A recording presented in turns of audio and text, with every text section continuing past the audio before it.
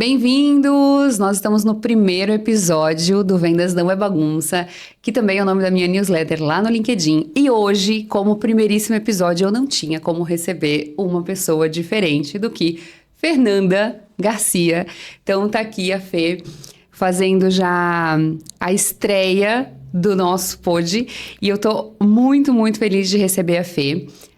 Vou deixar a Fê se apresentar para vocês conhecerem um pouco mais do trabalho. Deixa as tuas redes aí, Fê, para daí a gente já começar. E nós vamos falar sobre pré-vendas, um assunto que eu e a Fernanda já falamos no LinkedIn, no YouTube, no Instagram. Dormindo. E a gente, às vezes eu sonho que eu tô falando de pré-vendas também. Mas a gente vai falar de pré-vendas como uma alavanca estratégica, que é um dos primeiros pilares que geralmente nós trabalhamos com os times de pré-vendas quando a gente entra para fazer um treinamento. Então, já vamos pegar esse gancho aqui desse tema também. Fê, começa se apresentando então, por favor, que eu já tenho algumas boas perguntas para fazer aqui para ti. Boa. Primeiro de tudo, Jé, parabéns pelo podcast. Eu fiquei muito feliz de ser a primeira convidada, porque já sei que tem muitos bons convidados para trazer também, mas me senti honrada.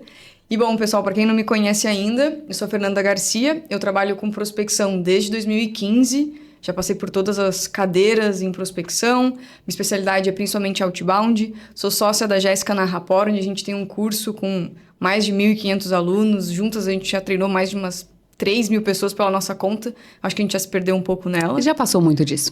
Crio conteúdo sobre pré-vendas, trabalho no fundo de investimento que é a Ipseed Ventures. Lá eu fico à frente de toda a jornada das empresas depois da parte de pré-vendas, quando precisam de apoio. E também em contato com os founders que estão levantando a mão para receber investimento. E também faço o outbound indo atrás de boas empresas para compor o nosso portfólio. Então eu respiro pré-vendas há muitos anos, sempre muito focada na parte de educação, de compartilhar esse conhecimento. A gente ali, eu e a Jana Rapport, junto com a Thay, temos já a nossa comunidade e curso há uns 4 anos. 4 anos. Por aí. E eu acho que é um dos nossos grandes realizações na vida, assim, de poder ajudar tanta gente. Então, estou muito feliz da gente poder estar aqui conversando sobre prospecção, um assunto que a gente é apaixonado. Boa. E não só de prospecção, mas também de pré-vendas dessa área. Comercial como um todo. Manda Exatamente. Que a gente troca ideia. E aí, Fê, desde o ano... Eu vou colocar aqui de 2022 para cá, 2020, eu entrei na área de pré-vendas em 2018, a Fê entrou em 2015, mas de 2020, depois da pandemia, 2021, 2022, a gente percebeu que essa área de pré-vendas, ela evoluiu para outros segmentos além da tecnologia. Para quem não sabe, a área de pré-vendas veio lá de receita previsível, então começou na Salesforce, começou nas empresas de tecnologia dos Estados Unidos, 2009, 2010, 2011, e 2013, 2015 chegou aqui no Brasil, que foi quando a Fernanda entrou como estagiária de pré-vendas numa empresa. Mas agora, nos últimos 2 ou 3 anos, a gente tem visto muitas outras empresas colocando times de pré-vendas, colocando pré-vendedores, SDRs e BDRs na sua operação. Esse movimento de outras empresas olharem para o pré-vendas e enxergarem o potencial. Tem a ver com o fato de essa mudança no vendas, eles estarem internalizando alguma coisa.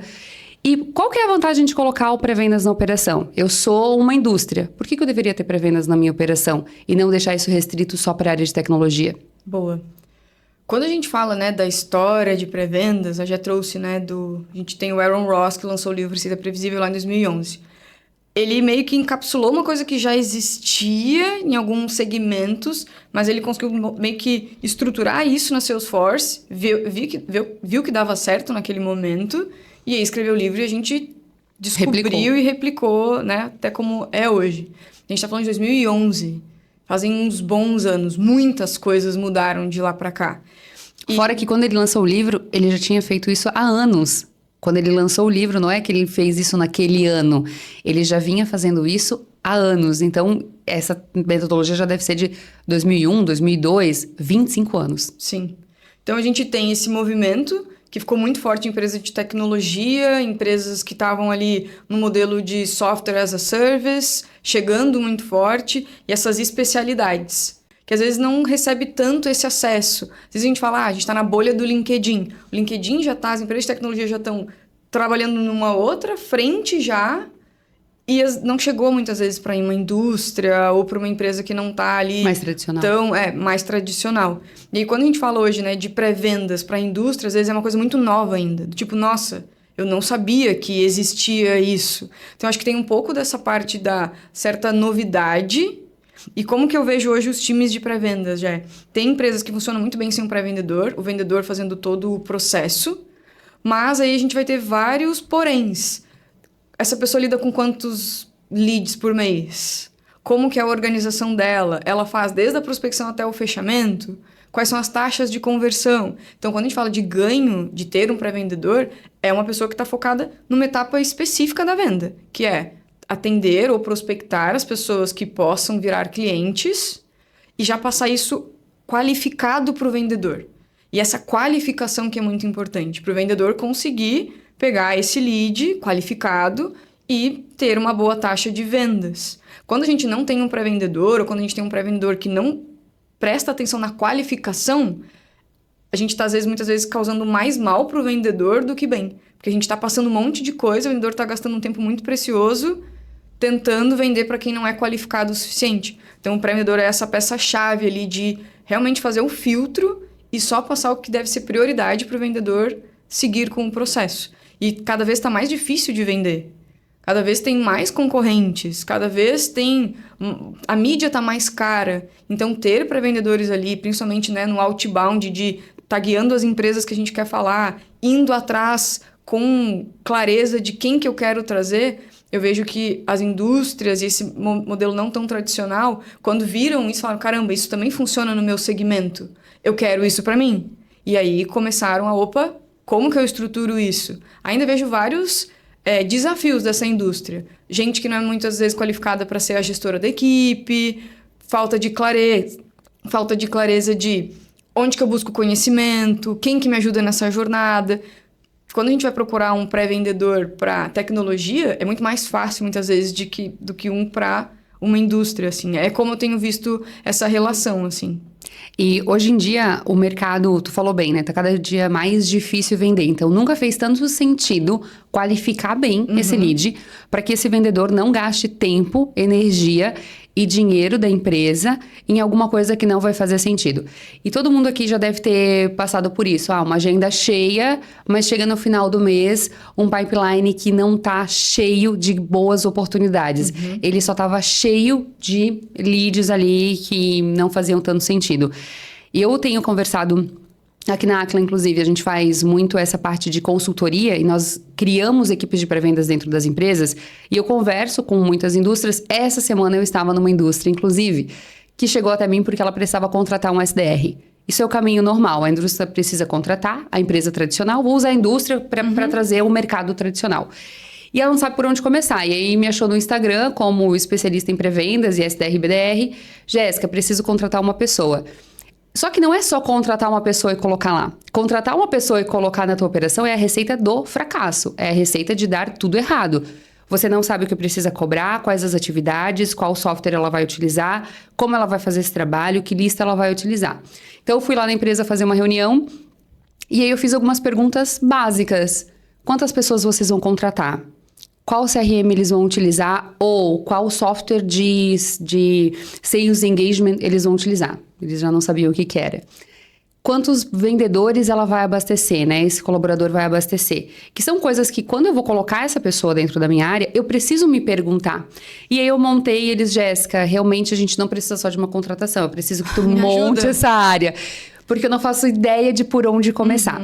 E esse é dentre vários erros que a gente percebe, que quem tenta implementar uma área de prospecção acaba cometendo. Porque na cabeça dele ele vai contratar um colaborador, vai pagar um salário X e vai gerar X oportunidades que vão virar venda em X mil reais.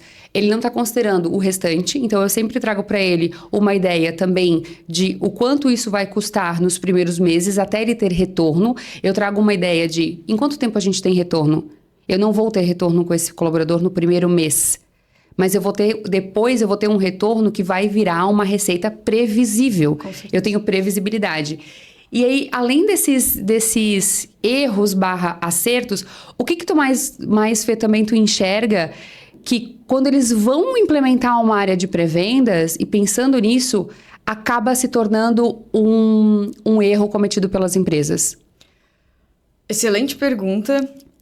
Eu vou começar dando um passo para trás, que o primeiro erro é acreditar nessas porcaria de anúncio que a gente vê no Instagram. Ai, não. Não.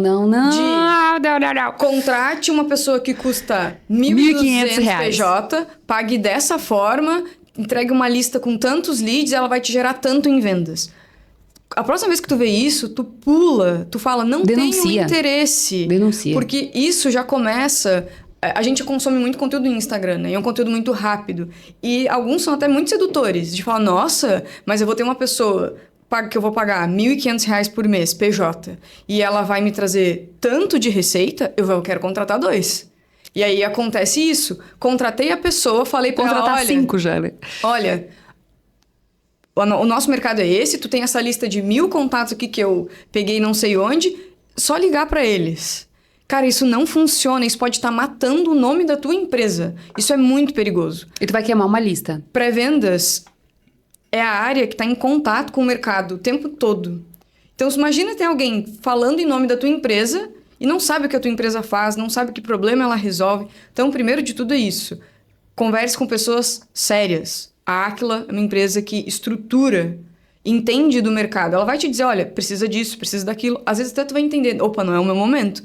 E tá tudo bem. Então, o primeiro ponto é esse. Para de acreditar nessas porcaria de anúncios que tem, simplificando demais a função. Porque não é uma função simples, é uma função completa com várias nuances. E aí, o segundo ponto ali que eu vejo de erro, já é trazendo essa simplificação. É só eu ter uma lista e entrar em contato com as pessoas falando que a nossa empresa tem esse produto, tem esse serviço e buscando uma agenda com o vendedor. E não capacitando esses profissionais, como se não precisasse de capacitação. E um outro ponto é não ter as ferramentas corretas, achando que a pessoa pode se virar.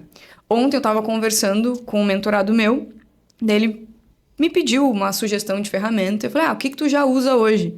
Ele, eu não uso nada. Eu falei, tá, tu não tem CRM? Não.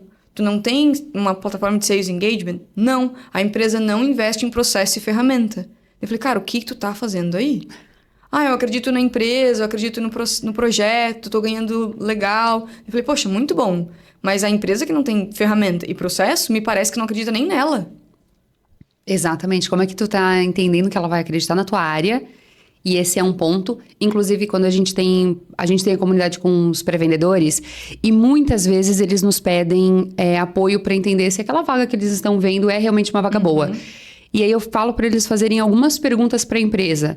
Como é a estrutura hoje? Ou seja, ele vai ser o primeiro pré-vendedor ou já existe uma estrutura onde ele vai ser inserido, que já tem ferramenta, já tem processo, já está tudo rodando?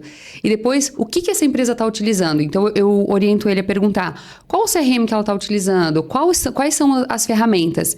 Às vezes eles têm um pouco de medo de perguntar. Eu falo, pergunta, porque tu vai se preparar para onde tu tá indo. Isso já te mostra interessado também. Porque eu vou confessar para vocês, se você for entrar numa empresa hoje como pré-vendedor, primeiro pré-vendedor da área, numa empresa que tem 0 ferramentas e 0 processos, você não vai ser um pré-vendedor. Você vai ser um estruturador de processos até você conseguir começar a prospectar.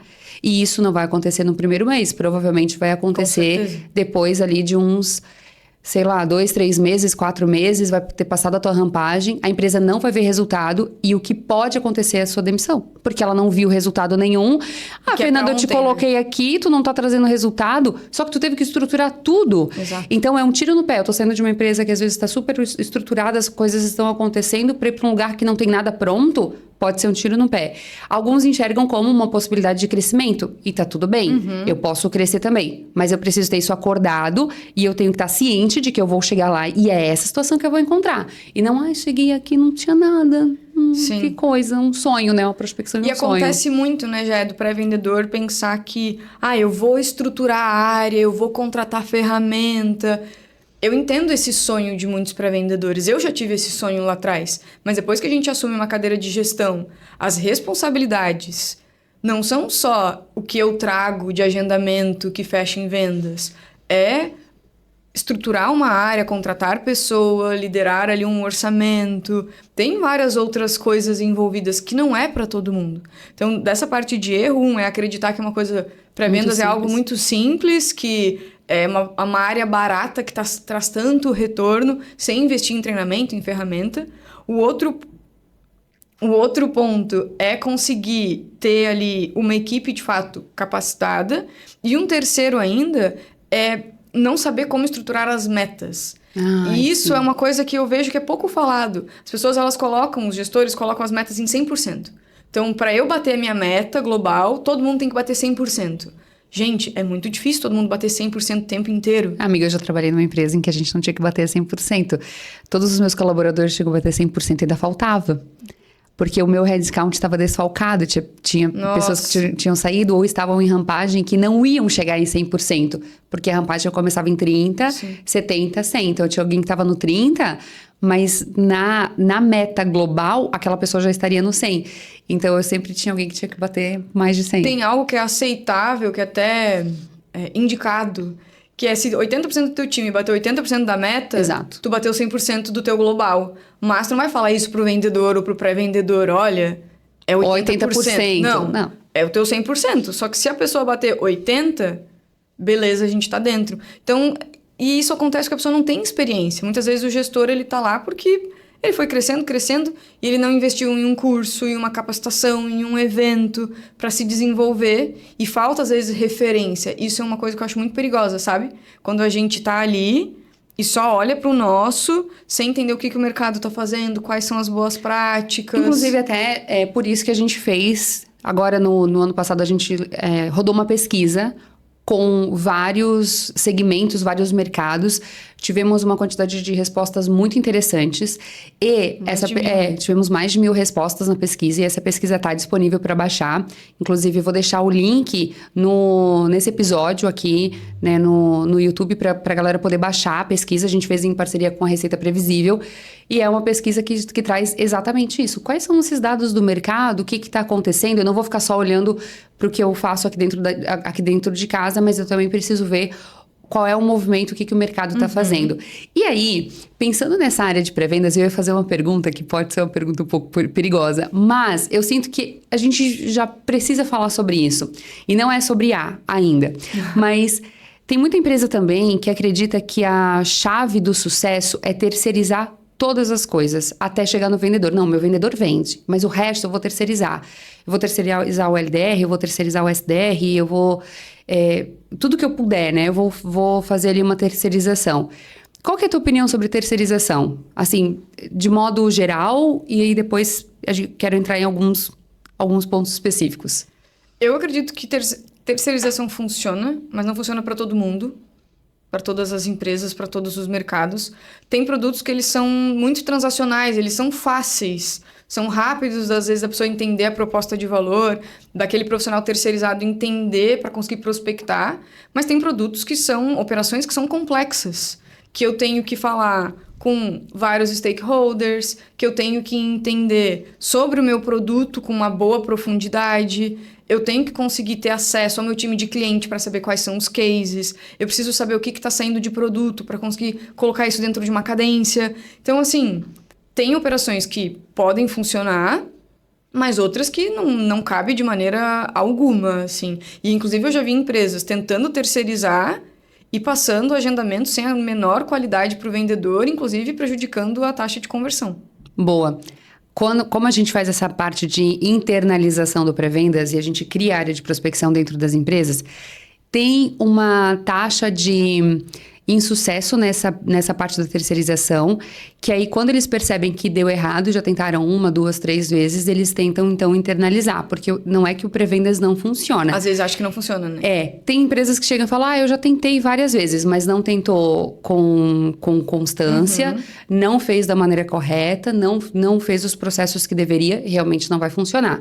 Então a gente percebe que tem um mercado que realmente ainda não está pronto para terceirização, ou eu também acredito que depende de qual é a empresa que está fazendo essa terceirização. Por quê?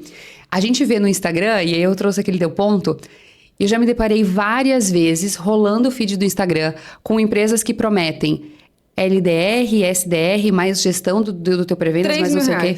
R$1.500 eu vi essa semana. Olha, amiga. Por R$1.500 te entregamos X reuniões. Só que aí, eu vou fazer uma conta rápida aqui, tá? Vou fazer uma conta rapidinha com vocês.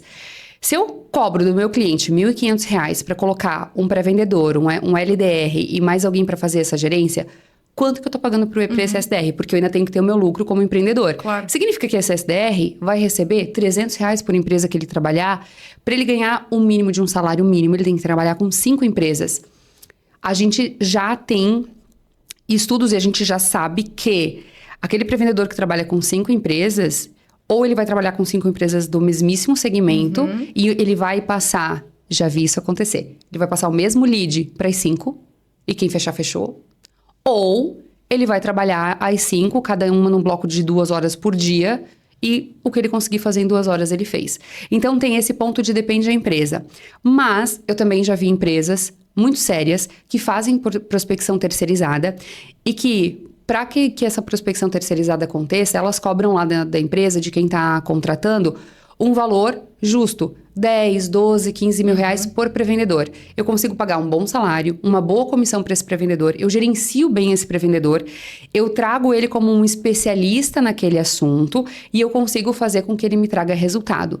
E aí as empresas falam, Gé, então nesse modelo funciona. Sim, quando eu estou testando um mercado novo, quando eu estou precisando fazer alguma coisa.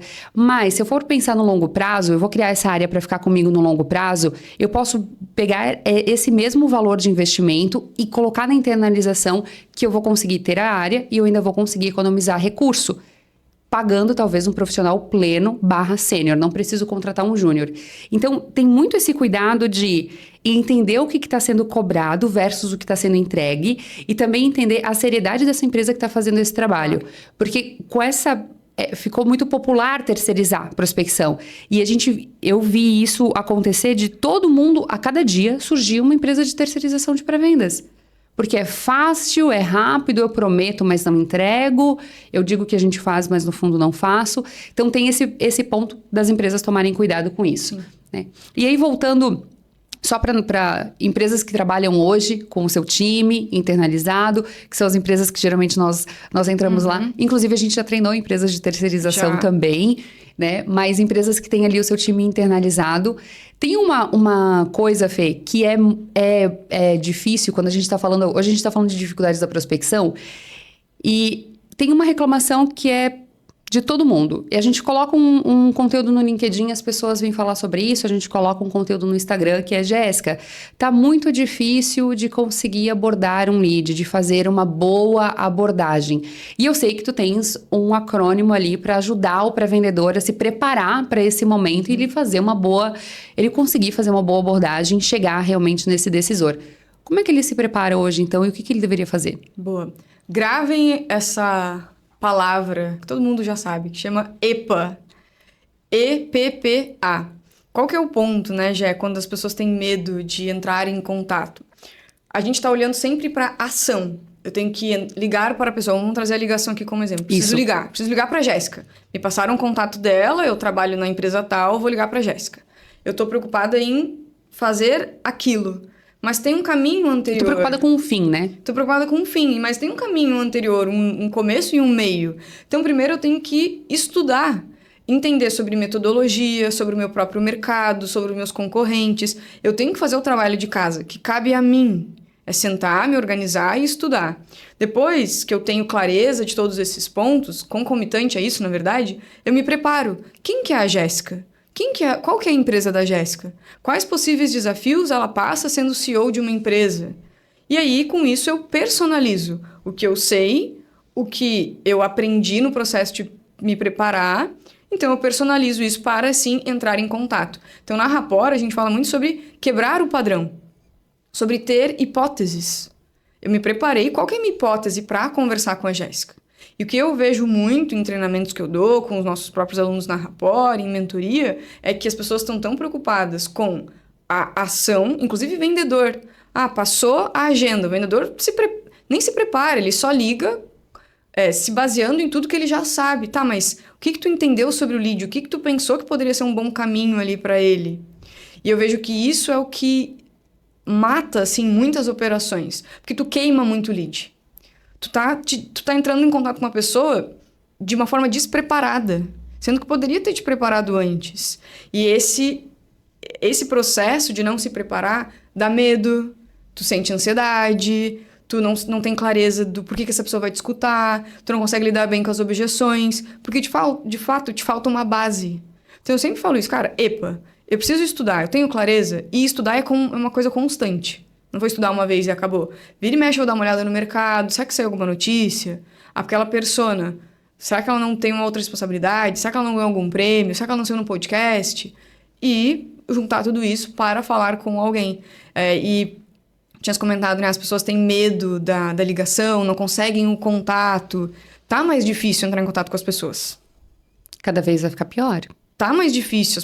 Nós somos bombardeados de contatos o tempo inteiro. Então a gente tem que pensar e trabalhar de uma forma estratégica. Principalmente quando a gente fala de outbound. O outbound, ele nasceu e muito pensado a figura que representa ele é o arpão. Não é uma rede que eu jogo e pego um pouco de cada coisa. Não, é um arpão. Eu preciso olhar o peixe grande, me preparar e lançar. Eu tenho aquela chance. Óbvio, né? A gente não tá falando só com contas grandes, geralmente, em outbound. A gente fala com contas menores também, e tá tudo certo. Mas eu preciso ter clareza. Quem são essas contas? Por que eu vou entrar em contato com elas? Aumentar essa confiança para fazer uma boa ligação. Senão a gente tá queimando contato ali valiosos, que eu não poderia. Estudo, preparação, personalização e ação. Então, o EPA, anotaram, né, galera? Estudo, preparação... Personalização. Personalização sempre morre na minha mente aqui, ó. Personalização e ação. Vamos falar de personalização. Eu fiz um texto essa semana, inclusive, falando de personalização. E eu vou confessar que desde o ano passado, quando a gente foi no evento do Engage, que falava muito sobre a área de pré-vendas, e aí a gente falou sobre relevância e personalização, cada vez vem mais fazendo sentido. Quando a gente chega no treinamento, a gente costuma perguntar para os times o que impacta mais quando a gente está escrevendo uma mensagem ou quando a gente está... Eu não vou nem colocar em texto, mas quando a gente está fazendo uma prospecção. E eu vou até perguntar para quem está em casa, né? O que vocês acreditam que funciona mais? Tanto no e-mail, quanto numa ligação, quanto no WhatsApp. Uma mensagem super personalizada para aquele decisor, para aquela pessoa, ou algo que seja menos personalizado, uma média personalização ou até mesmo uma baixa personalização. A gente faz essa pergunta e a gente recebe várias respostas. Sim. Tem gente que acha que mandar uma baixa personalização, mas para mais pessoas vai ser mais efetivo.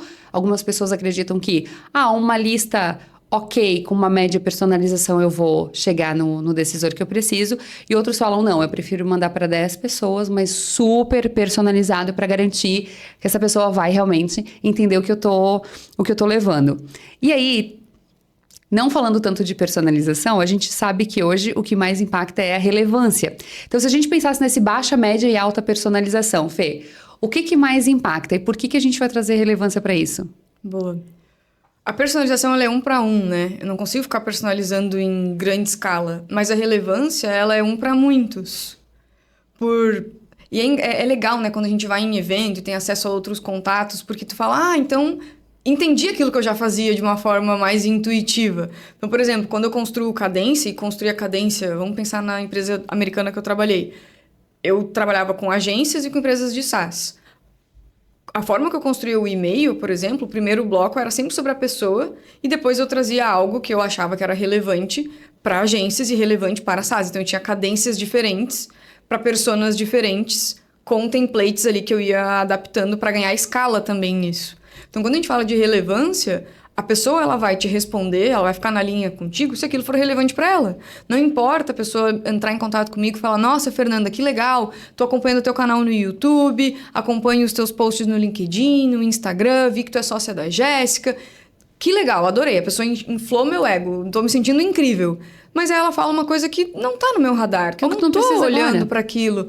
Então, não faz o menor sentido seguir com ela. Mas agora se ela fala, Fernanda, parabéns pelos teus conteúdos, tenho te acompanhado há algum tempo e imagino que seja desafiador fazer tudo isso, ainda mais em alta qualidade. Olha, tô trabalhando com não sei o quê, e aquele não sei o quê é aquilo que eu tô procurando no momento, ou é aquilo que tá na minha cabeça.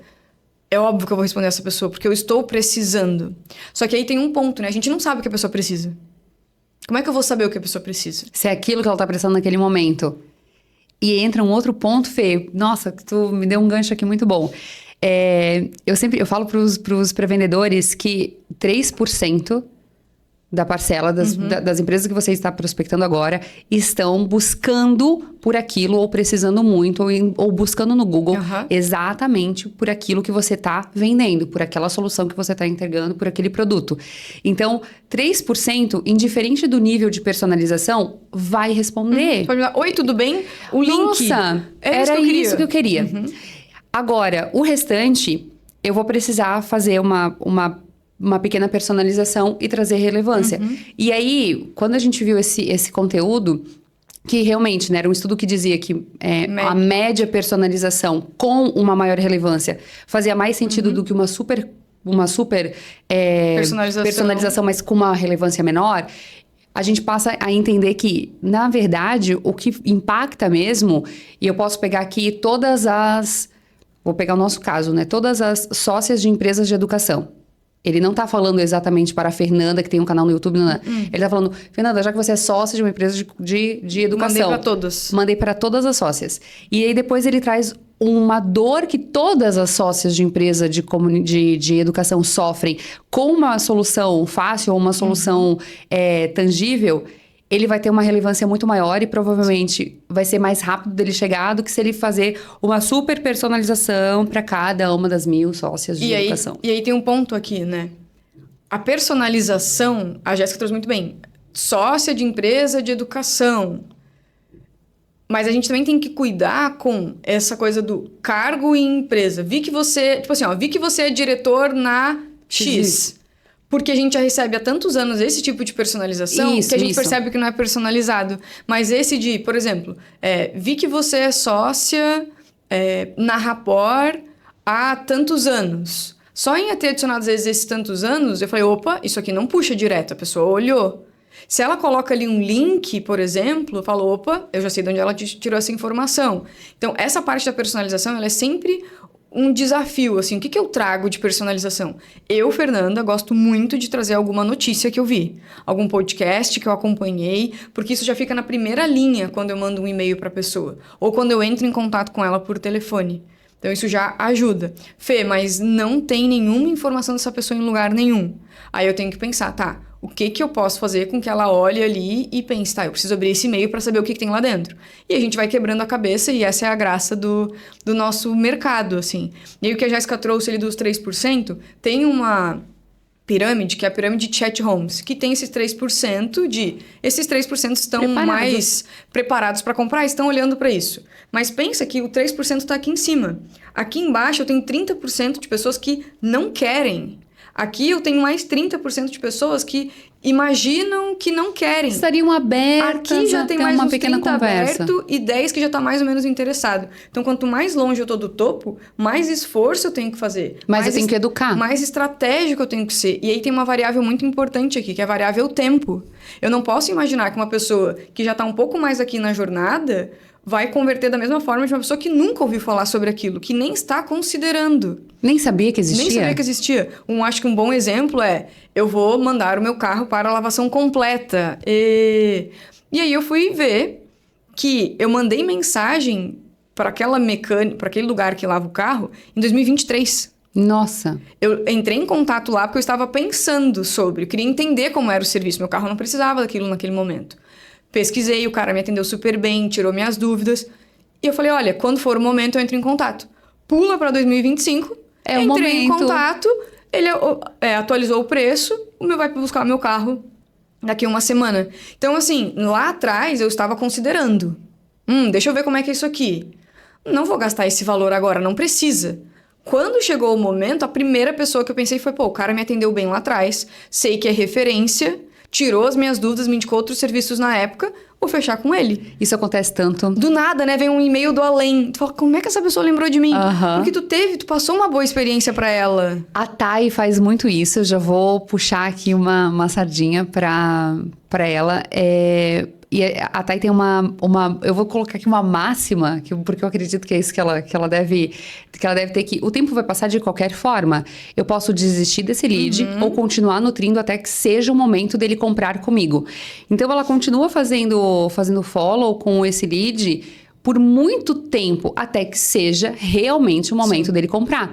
Aí eu falo, meu Deus, tá, esse cara disse não pra gente ano passado. Caramba, mas uma hora ele vai falar... Né? Ele falou não, mas não era não porque ele nunca queria fazer nada com a Rapport. Ele falou não porque naquele momento ele não queria. Isso não significa que nunca mais na vida ele vai fazer alguma coisa. Agora, imagina se fica insistindo numa pessoa que não quer. Ela vai criar ranço. Ela fala, nossa, agora que eu não quero mesmo. Exato. E tem uma coisa, acho que é muito importante trazer. A gente sabe que tem mercados que estão aprendendo sobre pré-vendas ainda, colocando as suas operações, beleza. Mas a personalização e a relevância que antes eram algo muito disruptivo, assim, tipo, nossa, quem personalizava já era um top performer. Hoje, isso é o básico. É o básico. Se tu não consegue personalizar, se tu não consegue ser relevante, tu já tá muito pra trás. Isso não é novidade. Meio que parece ser novidade porque a gente tá falando mais. Mas quem é top performer já fazia isso há bastante tempo. Eu já fazia isso, tu já fazia isso, a Thay já fazia isso, alguns alunos nossos também. Mas o mercado tá descobrindo isso agora e que ótimo. Que tenhamos mais prospecções estratégicas. Mas o ponto é, eu tenho visto cada vez mais, e agora conectando os pontos, isso tá fazendo muito sentido na minha cabeça, que quem tá tirando vantagem hoje, quem tá tendo vantagem, tirando é feio, né? Quem tá tendo vantagem hoje? Quem, além de fazer esse, que não é mais básico de personalizar, tem mantido um relacionamento, que aí entra exatamente o exemplo da Thay. De, nossa, eu lembrei da Jéssica, eu mandei alguma coisa ali pra Jéssica. Não com o intuito de agendar, mas com o intuito de manter ela educada. Quando a Jéssica pensar em considerar algo, as chances são dela vir falar comigo. Por quê? Eu tava lá acompanhando ela, falando, olha só que legal isso aqui que eu descobri do teu segmento. Olha, a gente tá com isso aqui gratuito para te testar, dá uma olhada. Só que a gente só consegue fazer isso quando a gente conhece a nossa base de clientes, quando a gente entende o potencial daquele cliente, porque eu não consigo fazer isso com todo mundo também. E aí um ponto muito importante é ter uma cadência de nutrição, uma forma de nutrir esses contatos, porque eles não podem ficar perdidos no limbo. Às vezes a gente acha, né, Gé? os leads, eles são infinitos. Eles não são infinitos. Eu tenho um tamanho de mercado, pode ser um tamanho de mercado de milhares de empresas. Mas é um tamanho. É então, o meu Tansanson e é isso. Então eu tenho que entender, beleza, eu tenho essas pessoas para falar. Eu consigo estruturar uma cadência de nutrição para manter ela informada, engajada, que ela vai receber um e-mail de 3 em 3 meses. Cara, são 4 e-mails no ano. 4 no ano. Se o teu concorrente não faz isso, tu tens 4 vezes mais chance de ficar na cabeça da pessoa. E aí entra um ponto que eu gosto que tu fala bastante, Gé, que é o follow-up invisível. Ai, adoro. Acho que é legal tu trazer também pra galera que não conhece ou nunca ouviu falar, porque também entra nessa linha de nutrição e entra em algo que a gente tá fazendo bastante, né? Que é a produção de conteúdo. Exato. Inclusive, a Fê vai estar aqui em outro episódio falando só sobre produção de conteúdo. Ela nem sabe ainda, não, mas tá sabendo agora. Porque eu sei que ela adora falar sobre esse tema. E até antes de eu falar do follow invisível, eu vou pegar esse gancho que a gente tava falando sobre relacionamento. E a gente sempre fala sobre relacionamento linkado com qual ferramenta que eu tô utilizando. Então, nosso patrocinador é o Agendor, e o Agendor tem um CRM que vai ajudar você a fazer esse relacionamento com o seu lead. E pensando já nesse relacionamento, eu já quero trazer agora o nosso momento Agendor aqui, que a gente tem um momento do Fora do Forecast pra gente trazer alguma história que não estaria no seu forecast, que você não teria contado. E eu vou começar contando uma história minha, depois eu quero que a Fê compartilhe. Então, esse momento é promovido, né, pelo Vendas Não é Bagunça e pelo Fora do Forecast, que é by Agendor. E, recentemente, são histórias engraçadas, tá vendo? Não me julguem, ou me julguem também, tá tudo certo. Julguem, bota aí, comenta. Eu jamais faria isso, burra, sei lá. A gente, tinha uma época que a Thay agendava as nossas reuniões, agora a Thay tá cuidando de algumas outras coisas. E ela agendou pra mim, naquela semana, 2 reuniões com 2 Filipes. Tá tudo certo, até aí tudo certo. Porque, né, gente, nome tá tudo bem. E eu entrei na reunião, eu gosto de me preparar antes de entrar na reunião.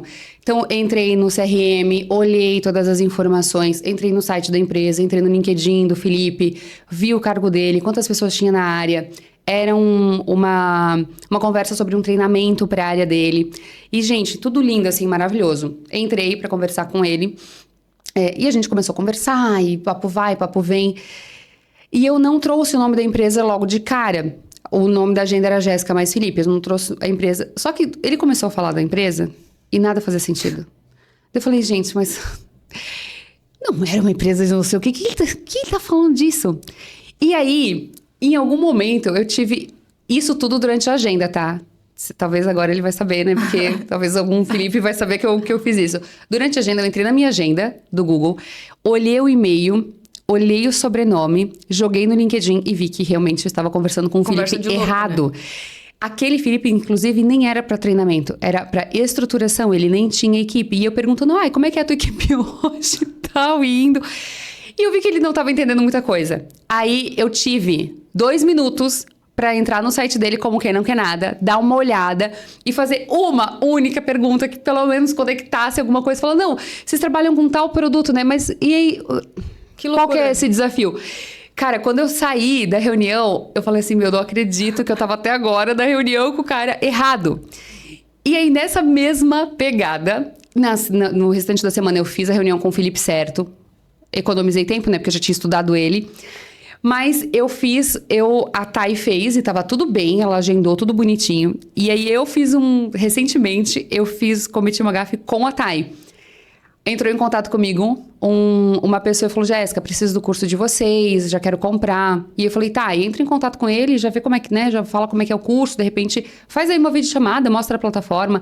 Mandei o contato, ela falou, entrei em contato com ele, ela falou, mas ele é bem direto, assim, a gente fala muito de perfil, então ela me trouxe, poxa, ele tem um perfil muito dominante, ele dominou a call inteira, foi bem desafiador, mas já mandei a proposta, tá tudo certo. Aí eu falei, nossa, mas ele é tão querido. Eu mandei o contato errado. Ela não só entrou em contato, ligou pra ele, como mandou proposta para o time dele. Aí eu falei, cara, eu não acredito. Então, às vezes, a gente vai ter que fazer do limão uma limonada. E isso... Por que a Thay conseguiu fazer esse movimento, né? Dessa minha segunda história. E também eu lá no primeiro. Por conta de um passo simples que é criar repertório.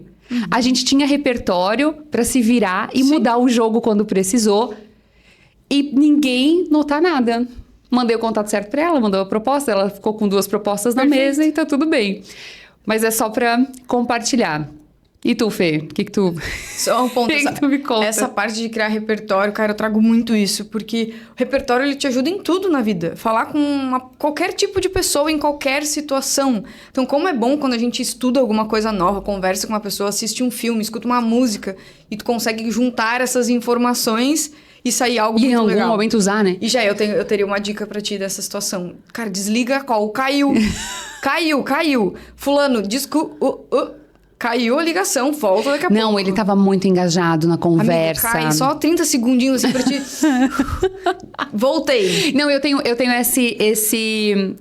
essa coisa de conseguir rapidamente adaptar. E isso é uma coisa que o ao vivo trouxe pra gente. Sim. O ao vivo, as aulas ao vivo e as lives. Muito obrigada, lives. Uma coisa que ajuda também, eu acho, é que quando a gente lida com o inbound. Porque inbound é muito rápido. Muito rápido. Eu lembro que assim, a pessoa caiu, eu já abri o site dela, entendia, enquanto conversava com ela, já pegava uma outra informação e vai. Disso de entrar. É se virar, né? Ser pré-vendedor é lidar com prospecção é perfeito. Eu tenho algumas, assim...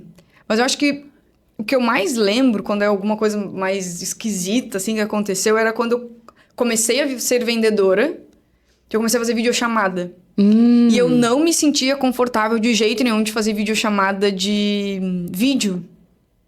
Não conseguia, assim. A pessoa às vezes estava lá e eu tava com a minha câmera fechada.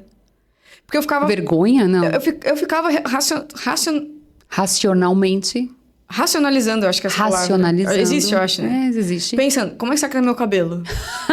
Será que... Eu tinha 23, 24 anos. Você sabe que depois das videochamadas, depois da pandemia, aumentou o número de rinoplastia, né? Porque as pessoas começam tu fica olhando pra tua própria imagem na chamada e as pessoas fizeram mais rinoplastia depois. Porque selfie também, existe um aumento depois da videochamada. Acho que selfie, filtro, por aí vai. Mas sobre isso. Porque eu achava que eu já tenho cara de nova. Então eu tinha cara de muito mais nova. Gente, se a Fernanda com 30 e poucos parece ter 18, imagina ela com 18. Parece ter 10, né? Eu ficava, gente, trabalho infantil. Eu ficava, gente... A empresa sendo denunciada no MP. Ela vai querer comprar de mim, porque ela vai achar que eu sou muito... que eu não sei o que eu tô fazendo. Então eu não mantinha a qual ligada? A câmera ligada. Até o momento que eu comecei a ligar a câmera. E assim, era um pavor. Eu não sabia pra onde que eu olhava. Se eu olhava pra câmera, se eu olhava pra pessoa. Eu tinha um receio muito grande, assim. E é muito engraçado porque as pessoas também não ligavam a câmera. Claro, elas espelhavam o teu comportamento. Elas espelhavam o meu comportamento. Aí quando eu ligava a câmera e a pessoa não ligava a câmera, eu entrava meio que... Essa pessoa tá prestando atenção? Será que ela não tá prestando atenção? E eu começava a ficar pensando tanto nisso que às vezes eu me perdia da chamada. Até o momento que eu falei, não foram tantas calls assim, mas foi um mês ali de adaptação. Aí eu aprendi que eu entro na chamada, me preparo para isso, falo, fulano, tem problema da gente fazer a call com a câmera aberta? Aí às vezes a pessoa falava, desculpa, eu não posso fazer aqui porque eu tô com não sei o que lá. Não, tudo bem, eu vou ficar com a câmera aberta, porque daí tu tá me olhando e qualquer coisa tu me avisa. E seguia a chamada. Mas esses primeiros momentos, esse primeiro mês em vendas, com a câmera, abre câmera, fecha a câmera, era torturante. Eu me perdia às vezes pelo simples fato de saber que tinha alguém me olhando e eu não olhava a pessoa. Hoje eu já me acostumei, as pessoas já se acostumaram a abrir câmera, mas eu ficava ansiosa, assim, de ficar, meu Deus, tô suando, vai ter uma call agora. Eu me preparava, mas o simples fato de olhar para alguém me deixava desconfortável. Inclusive, lá dentro do Prospecção na Prática, tem um módulo só de videochamada. Gravado comigo com a Fernanda. Gente. Fernanda dando várias dicas. E hoje, óbvio, todas as nossas... A maior parte, acho que 99% das nossas calls são via videochamada. São. Além do que a gente prospecta por telefone. Mas, gente, vocês vão lá no perfil da Rapport, nos vídeos antigos. É uma coisa... Não façam isso! Eu e a Jéssica, a gente ficava muito nervosa. Muito nervosa. Hoje pode cair o que for. Caindo um dinossauro passando atrás. Gente, isso aqui é só um dinossauro. Oi, tudo bom? E sabe o que é isso? É repertório. Porque a gente fez tantas vezes, a gente entendeu o que pode acontecer de errado. E a gente sabe que independente do que acontecer, seguiremos vivas. Tá tudo bem, O que de pior pode acontecer, Fernanda? O que de pior pode acontecer? Da câmera cair. Câmera cair, criar um meme. Exato. Já quero agradecer a Gender pelo nosso momento do Fora do Forecast. Obrigada pela história, Fê. E puxando esse gancho já de videochamada, de call, né? De telefone. É muito... Esse teu medo, muitas pessoas hoje ainda têm esse medo, inclusive no telefone, de ligar e ficar com medo de alguém atender. Tem um exercício que a gente acaba sempre fazendo e trazendo para os pré-vendedores, para eles também explorarem de que maneira eles podem perder esse medo. Que é normal, as pessoas entram... Totalmente normal. Ontem eu publiquei no LinkedIn, quer dizer... Eu amo.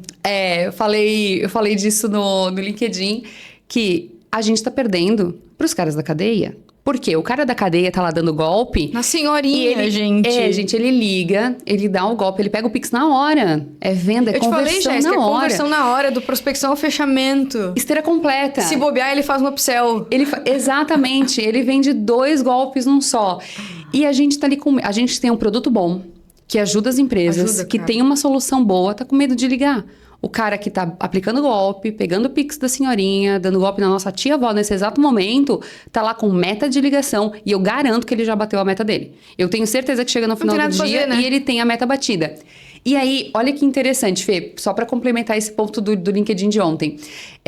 Um outro usuário lá da rede publicou sobre ferramentas colocadas no marketing e inteligência aplicada ao marketing versus o que os presos estão utilizando. Porque hoje eles já têm IA aplicada, eles já têm texto, eles já copiam a tua voz, eles fazem... O golpe deles está muito mais profissional e sofisticado do que muitas empresas que ainda não estão investindo em nada nas suas áreas. Que loucura, né? E ele está investindo, ele está lá botando... Eu admiro. É assim... Ninguém não é admiro do lado bom, é um admiro do tipo, gente, ser preso, mas que loucura. Não seja preso. Você não precisa estar na cadeia fazer ligação. Eles estão investindo e a gente aqui com medo de fazer uma coisa. Mas voltando pro medo da ligação, que dica que você daria para quem tá em casa agora, assistindo a gente, pensando, tô com medo de fazer a próxima ligação? O exercício que a gente sempre traz é, pensa no que de pior pode te acontecer. em fazer a ligação. Cara, o pior que pode acontecer é a pessoa desligar na tua cara, falar que não tem interesse. E se isso acontecer, tu vai seguir vivo, tu vai seguir sendo uma pessoa que tem um trabalho, tá tudo bem, acontece isso. A empresa não vai falir, ninguém vai Não ser desligado, ninguém vai morrer. O que pior pode acontecer é tu carregar esse sentimento de falha, digamos assim, para uma próxima call e para uma próxima, e daqui a pouco travar a ponto de não gerar nenhum resultado. Aí sim é um problema. Mas tenha em mente que nem todo mundo vai te atender, seria excelente se isso acontecesse. As pessoas que vão te atender não necessariamente vão querer ou vão poder falar contigo naquele momento. E tá tudo certo. E como que tu aumenta a tua confiança para perder esse medo? Tendo clareza do motivo do teu contato. Se eu vou ligar pra Jéssica, eu preciso saber por que eu vou ligar pra Jéssica. O que eu quero com a Jéssica? O que a Jéssica pode querer comigo? Se eu não tenho isso claro, eu vou ficar, tá, mas o que eu falo?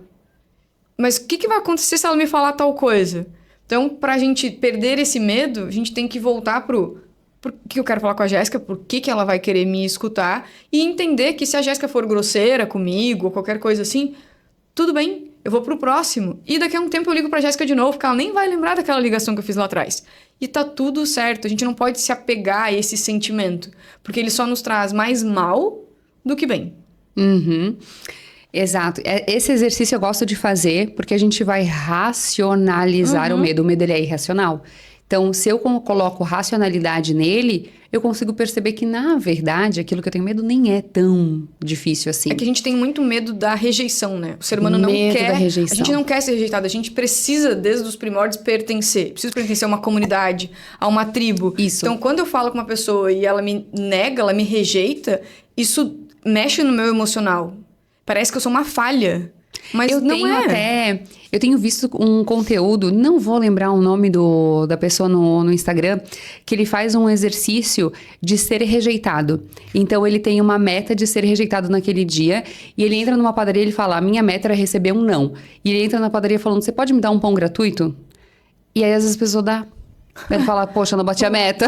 A meta era receber um não. Tem um livro que eu não lembro o nome, que o cara ele faz esse exercício de todo dia, porque ele tinha muito problema com rejeição. Exato. E ele começou a ver que ele se expõe à rejeição. Às vezes as pessoas pedem as coisas mais absurdas e dá certo. Alguém faz, né, cara? E ele vai e pede algumas coisas que ele tem certeza que alguém vai falar não. E a pessoa fala sim, e ele puxa, não bati a minha meta da rejeição. Obrigado, não queria um pão, eu só queria um não. Eu só queria um não, né? Porque o não eu já tenho. Não, às vezes nem o não a gente não tem. A gente já tem o sim, a gente nem sabe. Então a gente vai, Fê, se encaminhando pro nosso final. Ai, amiga, deixa eu ver as horas. Né? Mas quero pedir pra ti, então, pelo menos 2 dicas de livros que quem tá prospectando hoje deveria obrigatoriamente ler, botar ali na cabeceira da cama e ler um pouquinho. Se você tem dificuldade de ler, inclusive, coloca uma meta pequena de leitura, 5 páginas por dia, 10 páginas por dia, tá melhor do que nada. Uhum. Então, uma dica de leitura, né? E deixa tuas redes aí pra galera também, onde é que eles podem te encontrar, como é que a gente pode, né, se eles quiserem falar mais sobre esse tema contigo, aonde que eles podem te procurar. Boa. Então, primeiro, a leitura. Gente, eu leio muito e trago muito isso para nossas aulas também. Então, é muito comum as pessoas me pedirem dicas de livros. Fiquei pensando, o que eu poderia, se a Jéssica me perguntasse, recomendar?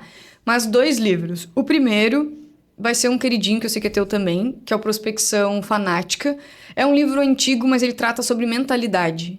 E a gente vê que quando as pessoas leem ele... Ele não vai falar de técnica, mas a mentalidade tá lá. Ele até fala de técnica, mas o principal é a mentalidade de uma pessoa, de um vendedor, de um empreendedor top performer. De não ter medo do telefone, de fazer o que tem que ser feito, de prospectar todo dia. De não procrastinar. Isso. Então, excelente, principalmente para a mentalidade, mas com certeza tu vai aprender várias coisas lá. Tu já vai ficar, meu Deus do céu, preciso botar isso em prática.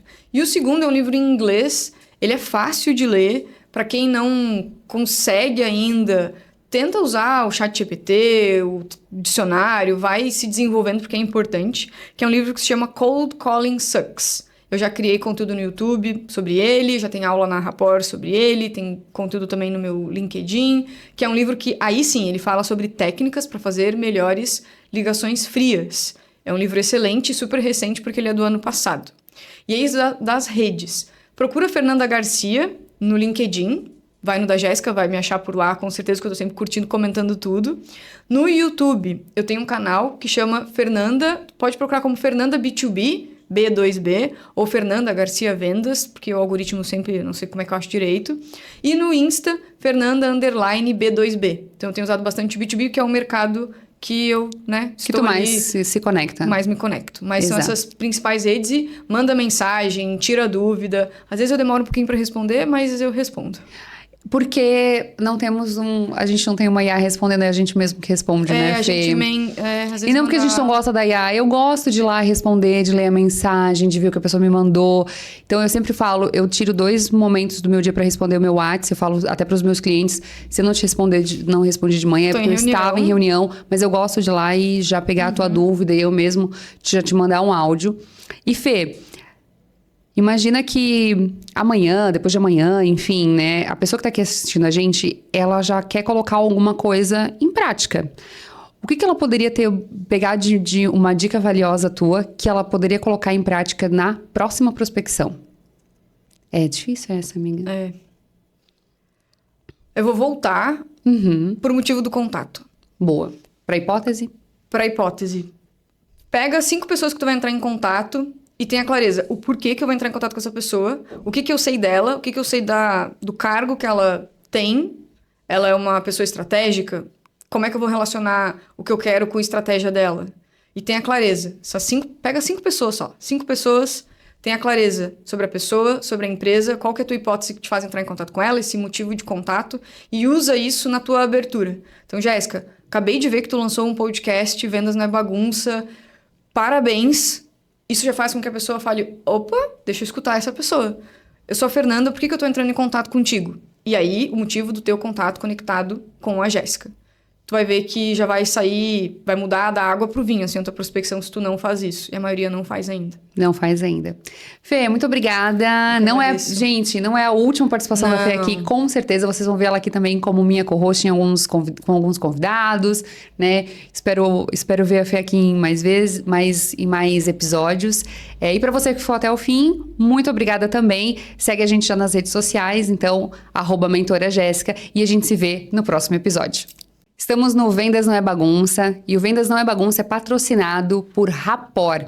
Se você é um pré-vendedor, um SDR, um BDR e quer melhorar as suas técnicas de abordagem e a sua prospecção, a Academia Rapport é o lugar. E se você tem um time de pré-vendas e quer treinar o seu time de pré-vendas, conta com a Rapport também.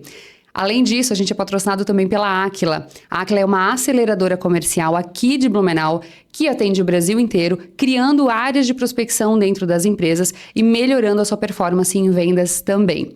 Nós temos patrocínio também do Agendor, que é um CRM, que inclusive tem alguns planos gratuitos. Deixamos o link aqui para você conferir. E a Track, a nossa agência parceira de marketing, porque a gente acredita que marketing e vendas devem sim andar juntos. Então, um super obrigado para os nossos patrocinadores e todos os contatos estão na descrição desse vídeo.